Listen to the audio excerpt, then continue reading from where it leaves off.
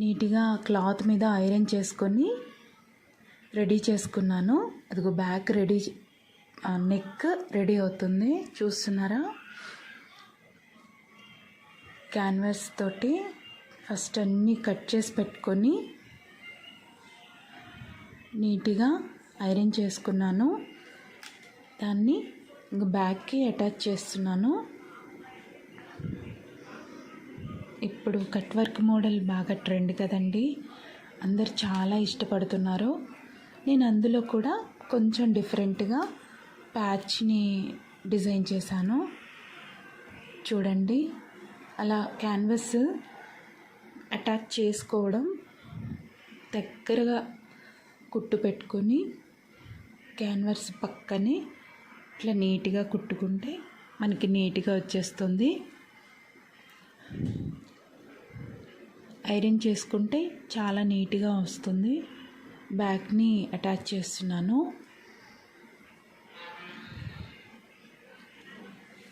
Canvas cut చేసుకోవడం ఎలా, ఈజీగా కుట్టడం ఎలా కూడా మీకు చూపిస్తాను. సింపుల్గా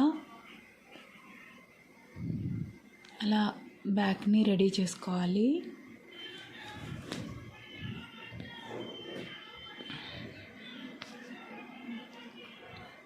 దగ్గర కుట్టు పెట్టుకుంటే మీరు ఎంత ఫాస్ట్గా కుట్టినా చాలా నీట్గా వస్తుంది. మీకు చిన్న చిన్న టిప్స్ కూడా నేను చెప్తాను. చూస్తున్నారు కదా, బ్యాక్ రెడీ అవుతుంది. అలా చక్కగా కుట్టుకున్న తర్వాత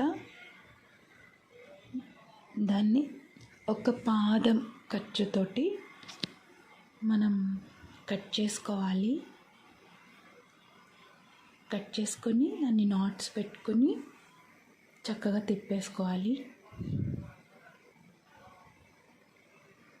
అనుకోండి, నేను లెంత్ ఎక్కువ అవుతుందని చూపించలేకపోయాను.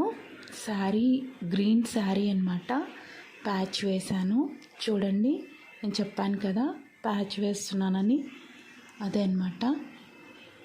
మీకు ఫ్రంట్ కూడా చూపిస్తాను.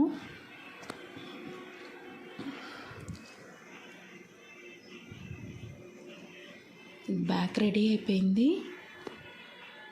ఫ్రంట్ కూడా ప్యాచ్ వేసాను అన్నమాట, గ్రీన్తో, గ్రీన్ ప్యాచ్ అదండి.